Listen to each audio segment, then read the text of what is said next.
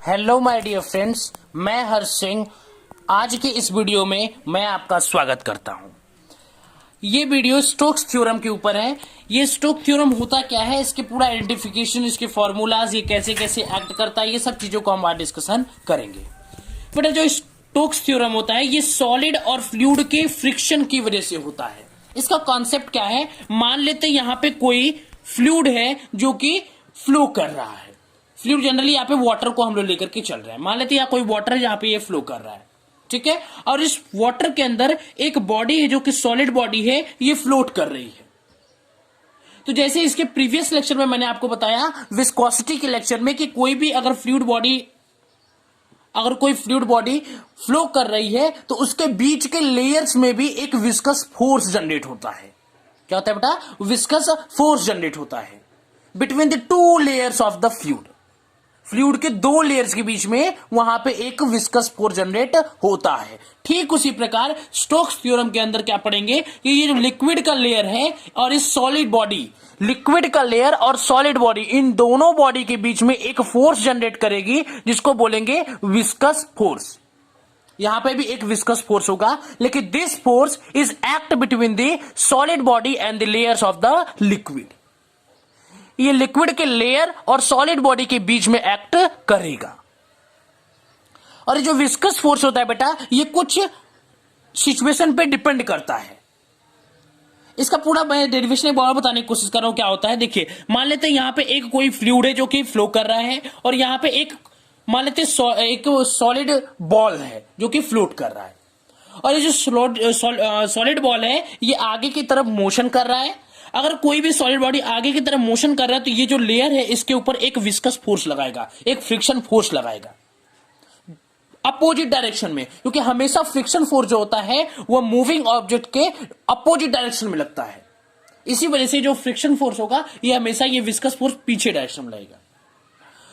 तो ये जो विस्कस फोर्स होता है कुछ सिचुएशन पर डिपेंड करता है। पहला, the viscous force on a moving object inside a fluid depend on, पहला shape and size of object. इसका मतलब ये कहने का है कि जो विस्कस फोर्स है, ये जो विस्कस फोर्स है ये पर्टिकुलर कौन सी बॉडी किस शेप की है, किस साइज की है, ये जो फ्लूइड के अंदर या वाटर के अंदर फ्लो कर रहा है, तो वो डिपेंड करता है सिचुएशन पे कि बॉडी कैसी है। बॉडी डिफरेंट बॉडीज के लिए जो विस्कस फोर्स होता है यह डिफरेंट होता है। मान लेते बॉडी रेक्टेंगल होगा, स्क्वायर होगा, सॉलिड होगा, स्फीयर होगा, ठीक है, हॉलो होगा। तो हर एक अलग अलग बॉडीज के लिए जो ये स्टोक्स थ्योरम का ये जो विस्कस फोर्स का फॉर्मूला होता है वो अलग अलग आता है। सबका मैग्नीट्यूड कैलकुलेट करेंगे तो अलग अलग आएगा। तो हमारे सिलेबस में सिर्फ और सिर्फ स्फेरिकल बॉडी की बातें की गई हैं, तो हम यहाँ पे स्फेरिकल बॉडी की ही कंटेंट देखेंगे। तो फर्स्ट है shape and size of object. अगर डिफरेंट शेप का, डिफरेंट साइज के ऑब्जेक्ट का जो विस्कस फोर्स का जो फॉर्मूला आएगा वो डिफरेंट आता है। स्पीड ऑफ ऑब्जेक्ट, ये डिपेंड करता है विस्कस फोर्स कि बॉडी जो है, जो फ्लूइड के अंदर बॉडी फ्लोट कर रही है वो कितने ज्यादा स्पीड से फ्लोट कर रही है, उसकी स्पीड पे भी डिपेंड करता है। Next is viscosity. Viscosity means, viscosity मतलब डीवी बाई डीजेड, कितनी वेलोसिटी से मूव कर रहा है और कितने ज्यादा हाइट पे है, ठीक है, इस बात पे भी डिपेंड करता है। नेक्स्ट, हालांकि हमारे सिलेबस के अंदर मैंने क्या बोला कि स्फेरिकल ऑब्जेक्ट दिया हुआ है, तो देखिए दिखते हैं हम लोग स्फेरिकल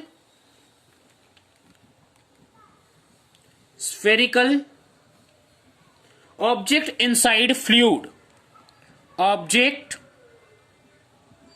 इनसाइड फ्लूइड। कह रहे हैं कि कोई अगर स्फेरिकल ऑब्जेक्ट फ्लूइड के अंदर है तो वहां पे विस्कस फोर्स का जो फॉर्मूला होगा वो क्या होगा, तो इसी को कैलकुलेट हम लोग करने की कोशिश करेंगे।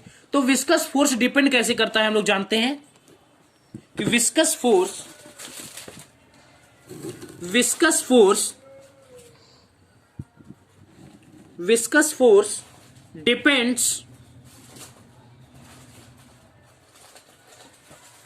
Depends first radius of sphere. ये जो स्फीयर फ्लूइड के अंदर फ्लोट करेगा इसका रेडियस कितना है, कितना बड़ा है, कितने साइज में कितना बड़ा है, ठीक है, इस पर डिपेंड करता है। Radius of sphere radius of sphere. Second, speed of sphere, ये जो स्फीयर बॉडी फ्लूइड के अंदर फ्लोट कर रहा है, इसका स्पीड कितना है, कितनी मैग्नीट्यूड की स्पीड के साथ वो फ्लो कर रहा है, तो स्पीड ऑफ स्फीयर।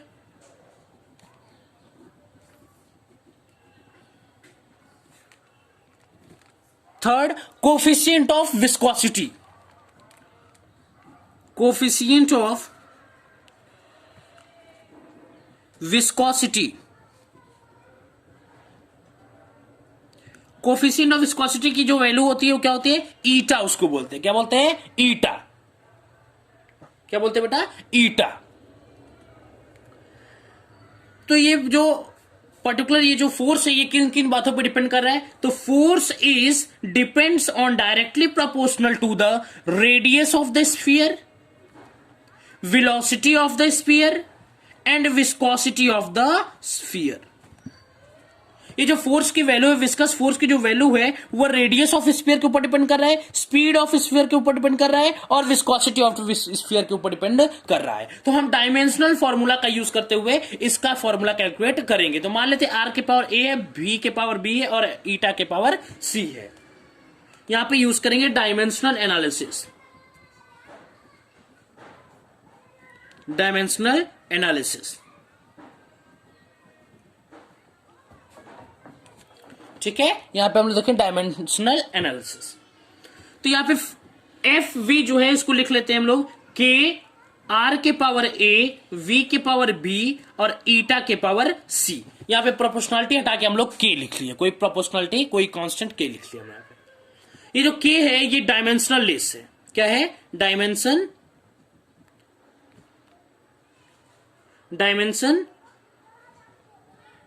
लेस है, ठीक है बेटा।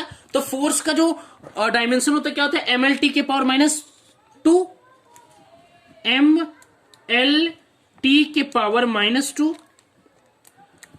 लेकिन यहां पे हम पावर के साथ लिखेंगे, एम के पावर 1, एल के पावर 1, टी के पावर -2।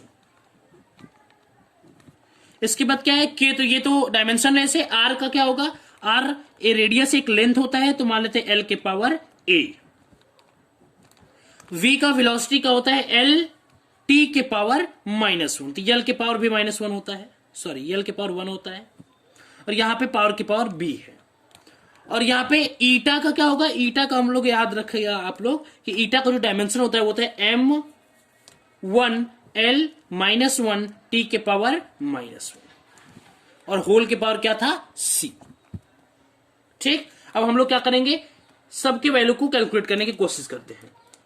m के पावर n, l के पावर 1, t के पावर -2, इसको देखिए। अब m के पावर c, सिर्फ m यहां एक पावर, तो m के पावर c हो गया, ठीक। अब हम लोग बात करें यल का, तो यल का पावर a भी है, यल के पावर a पे भी है, यल के पावर b पे भी है और यल के पावर यहां पे c पे भी है, ठीक है। और t की अगर बात करें हम लोग, तो t का क्या हो जाएगा, t यहां पे -1 है तो माइनस भी हो जाएगा, फिर यह -1 है तो -c हो जाएगा, ठीक है बेटा। क्या हो जाएगा, -b और -c। अब हम लोग देखेंगे तो यहां पे m की वैल्यू क्या होगी बेटा, m की वैल्यू यहां पे c के लिए m की वैल्यू क्या होगी 1, और यल की वैल्यू कैलकुलेट करने की कोशिश करें तो क्या था, 1 = a + b - c था। और t के लिए क्या था बेटा, -2 = -b - c था। तो यहां पे c की वैल्यू क्या आ गई 1, a की वैल्यू क्या हो गई बेटा 1 और b की वैल्यू भी क्या हो गई 1, ठीक है।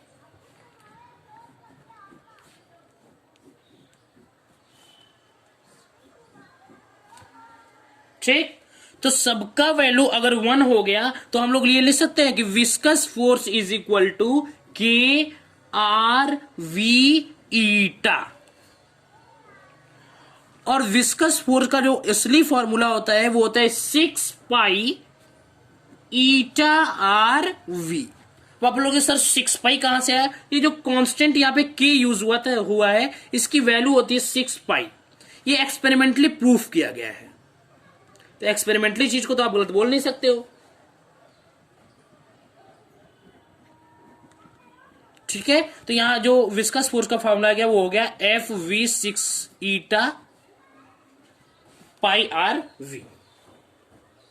ठीक है बेटा, अब देखिए बहुत बच्चे बोल रहे थे कि सर यहाँ पे ए की वैल्यू 1 कैसी आई, तो ये देख लीजिए कैसे हुआ बेटा। 1 is equal to A plus B minus C है, तो हम इसको लिख सकते हैं a plus 1 minus 1।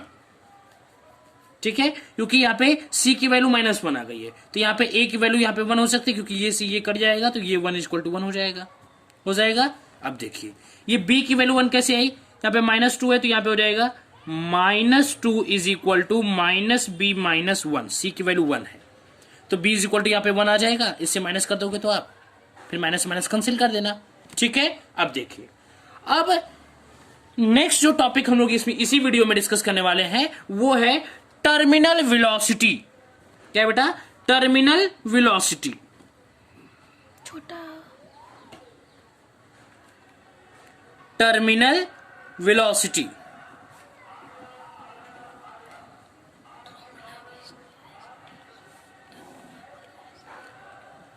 Terminal velocity का कॉन्सेप्ट क्या कहता है, ये टॉपिक काफी इंटरेस्टिंग है टर्मिनल वेलोसिटी का। इससे क्वेश्चन पूछने की जरूरत है मुझे कि आप एक बात बताइए कि रेन ड्रॉप होते हुए, रेनफॉल होते हुए आपने देखा है जब बारिश की बूंदें बहुत ऊपर से आती हैं, हाँ डेफिनेटली ऊपर से आती है, क्लाउड से आती है, तो जो बारिश को क्लाउड से आती है तो वो आते आते तो उनकी जो नीचे की तरफ ग्रेविटी की फोर्स लगती होगी रेन ड्रॉप्स के ऊपर। अगर ग्रेविटी की फोर्स एक्ट करती है उस पर तो उसकी स्पीड तो बढ़ती रहनी चाहिए। 10 मीटर पर सेकेंड होता है, 10 मीटर पर सेकेंड स्क्वायर होता है, तो 10 मीटर पर सेकेंड स्क्वायर का मतलब क्या हुआ कि हर मीटर पर सेकेंड स्क्वायर पे हर मीटर पे हर सेकेंड पे 10 मीटर उसकी स्पीड बढ़नी चाहिए। ठीक है, लेकिन ऐसा तो होता नहीं है। अगर उतना तेज बारिश से बूंदी आएंगी तो हम लोग के सर फट जाएंगे। तो ये होता कैसे कि जो रेनड्रॉप्स आती है वो एक मैक्सिमम स्पीड से आती है, ठीक है, एक कांस्टेंट स्पीड से आती है। ऐसा नहीं कोई तेज कोई धीरे, ऐसा कुछ नहीं होता, वो एक कांस्टेंट स्पीड से फ्लो करती है। ऐसा क्यों होता है, कैसे होता है, तो उस कॉन्सेप्ट का ही यूज होता है टर्मिनल वेलोसिटी के कॉन्सेप्ट से समझ पाएंगे कि ऐसा होता कैसे है। उतनी ऊपर से बूंदें आती है, क्लाउड से निकल करके बूंदें आती है, लेकिन बूंदों की स्पीड बहुत तेज नहीं हो पाती, वो एक कांस्टेंट स्पीड से आती है। तो देखते हैं ऐसा कैसे होता है। मान लेते हैं यहां पे कोई लिक्विड फ्लो कर रहा है, मान लेते हैं यहां कोई फ्लूइड है। क्या बेटा, यहां पे मान लेते हैं कोई फ्लूइड है, ठीक है। मान लेते हैं यहां पे रेनड्रॉप्स निकला क्लाउड से, तो अगर यहां पे निकला तो अब एक बात बताइए, अगर रेनड्रॉप्स यहां से निकल रहा है तो इस पे कौन कौन सी फोर्स एक्ट करेगी। पहला तो वर्क डन W, इसका वेट। सेकेंड, एक अपथ्रस्ट ऊपर की तरफ लगेगा, ठीक है, और एक और फोर्स लगेगी विस्कस फोर्स।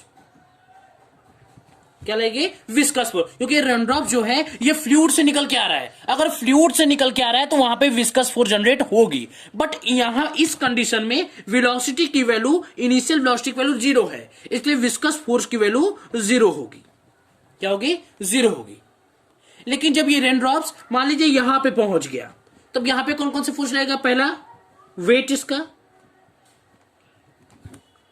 दूसरा इसकी वेलोसिटी, ऑफ थ्रस्ट, थर्ड जो है ये विस्कस फोर्स यहां पे आ जाएगा, क्योंकि तब तक ये ड्रॉप से कुछ ना कुछ अपनी स्पीड ले ली होगी। अगर कुछ ना कुछ इसकी स्पीड है तो यहां पे विस्कस फोर्स की वैल्यू कुछ ना कुछ होगी। तो मान लेते हैं यहां पे कोई विस्कस फोर्स की कुछ वैल्यू हो गई। हाँ, एक बात है कि मान लीजिए यहां पे एक्सेलरेशन की वैल्यू 10 हो गई, तो यहां पे एक्सेलरेशन की वैल्यू 9 हो सकती है। क्यों, क्योंकि यहां पे एक्सेलरेशन की वैल्यू कम होगी, बट स्पीड इसकी यहां पे अभी भी ज्यादा है। यहां पे स्पीड ज्यादा हो गई लेकिन एक्सेलरेशन की वैल्यू कम हो गई, क्योंकि ये फोर्स इस फोर्स को कुछ ना कुछ थोड़ा बहुत बैलेंस कर रहेगा।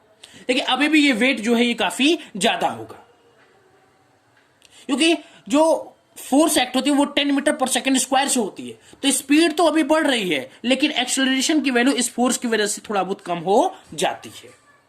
अब मान लीजिए अब यही रेनड्रॉप यहां पहुंच गया,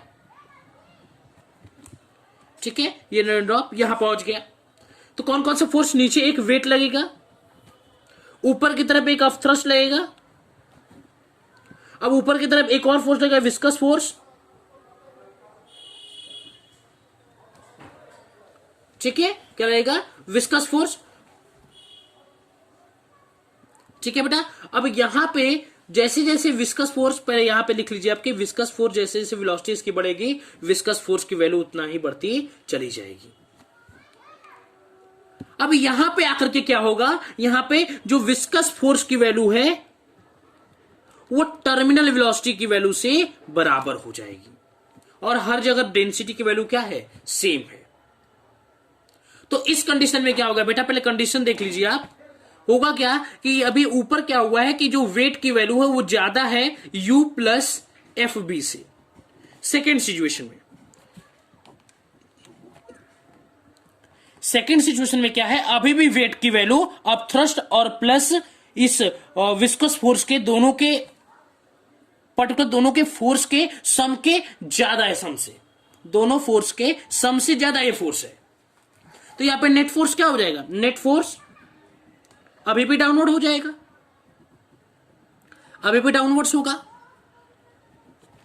क्योंकि जो बॉडी है ये नीचे की तरफ आ रही है। तो ये वेट अगर ज्यादा होगा अभी भी इन दोनों के फोर्स के सम के बराबर से, तो अभी भी ये जो बॉडी है वो नीचे की तरफ गिरेगी, डाउनवर्ड्स होगी। एक्सेलरेशन थोड़ा बहुत कम हो सकता है, लेकिन वेलोसिटी की वैल्यू अभी भी, स्पीड की वैल्यू अभी भी ज्यादा होगी। वेलोसिटी थोड़ा बहुत कम होने की वजह से एक्सेलरेशन कम हो जाएगा, लेकिन स्पीड अभी भी उसकी बढ़ती चली जाएगी। लेकिन जब बॉडी यहां पे तीसरे पॉइंट पे पहुंचेगी तो क्या होगा, यहां पे जो W की वैल्यू है बेटा वह U प्लस एफ बी के बराबर हो जाएगी, विस्कस फोर्स के बराबर हो जाएगी। लेकिन यहां पे देखिए, यहां पे नेट जो A है ये डाउनवर्ड्स है, क्या है, डाउनवर्ड्स है, और स्पीड क्या है, इंक्रीज। मैंने बार बार बोल रहा हूं कि यहां से यहां में आने में इसकी स्पीड इंक्रीज करेगी, लेकिन जो एक्सेलरेशन की वैल्यू वो कम हो जाएगी, क्योंकि ये विस्कस फोर्स एक्स्ट्रा आने की वजह से ये कुछ ना कुछ इस फोर्स को बैलेंस करने लगेगा। लेकिन थर्ड सिचुएशन में क्या होगा, इन थर्ड सिचुएशन जो वेट की वैल्यू है वो अब थ्रस्ट प्लस विस्कस फोर्स के बराबर हो जाएगी।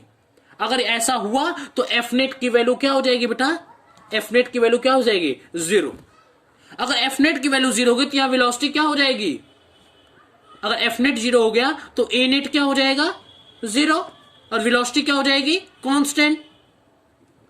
अगर ये दोनों वेट, ये अब thrust plus force viscous force, ये दोनों मिलाकर के अगर वेट के बराबर होगा तो वेलोसिटी तो कांस्टेंट हो गई, क्या होगा, वेलोसिटी कांस्टेंट हो गई। अगर वेलोसिटी कांस्टेंट हो गई तो एक्सेलरेशन क्या हो गया, 0 हो गया। तो it will keep falling, it will keep falling, it will keep falling. क्या होगा, ये रेनड्रॉप एक कांस्टेंट वेलोसिटी से हमारे अर्थ पे फॉल करने लगेगी। ठीक है बेटा, ये कॉन्सेप्ट तो समझ में आया। एक बार और बताने की कोशिश करता हूं।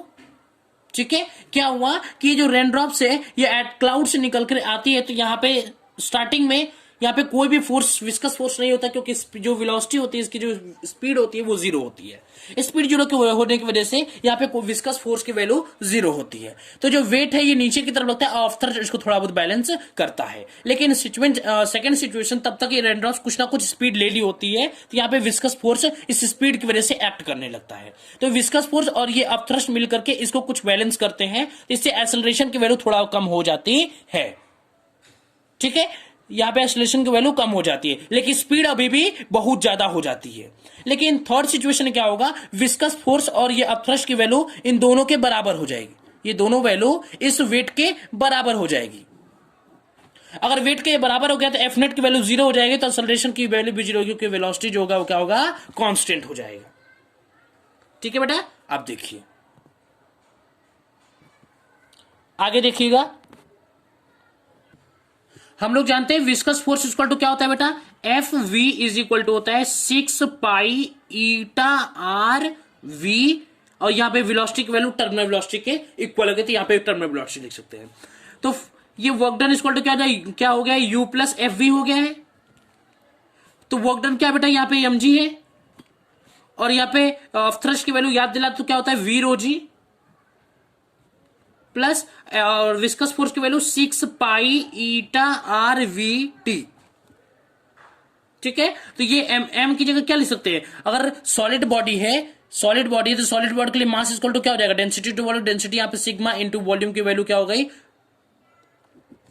ठीक है। तो एम की जगह क्या लिख सकते हैं, sigma V g is equal to V rho g plus 6 pi eta r v t. तो यहां पे वी टी की वैल्यू क्या आ जाएगी बेटा, V sigma g minus V rho g upon 6 pi eta R.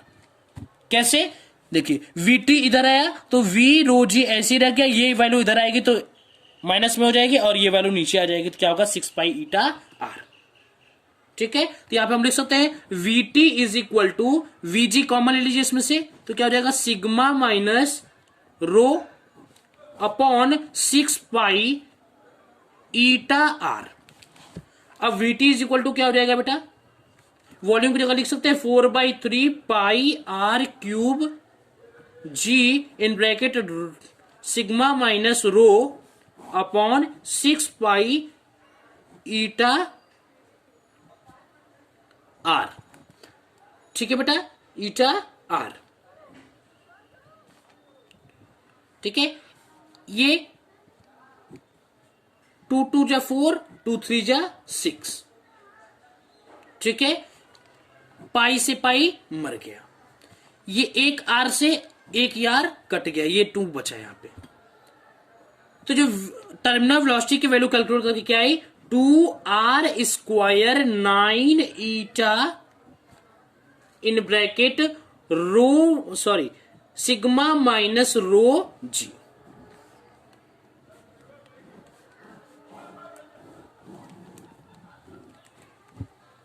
ठीक है, किसी को प्रॉब्लम, देखो 2 2 जा 4 हो गया, ओके, यहां 2/3 बचा, 2/3 बचा, 2 2 जा 4/3 हो गया। ये आर स्क्वायर है तो r square as it is हो गया, ये 2 है तो 2 हो गया, ये 3 से 3 कैंसिल हो गया। तो फाइनली हमारी टर्मिनल वेलोसिटी की वैल्यू क्या आई, 2r square 9 eta in bracket sigma minus rho in bracket close g, that is the value of terminal velocity. तो बस आज के लिए इतना ही, तब तक पढ़ाई करते रहे। All the very best.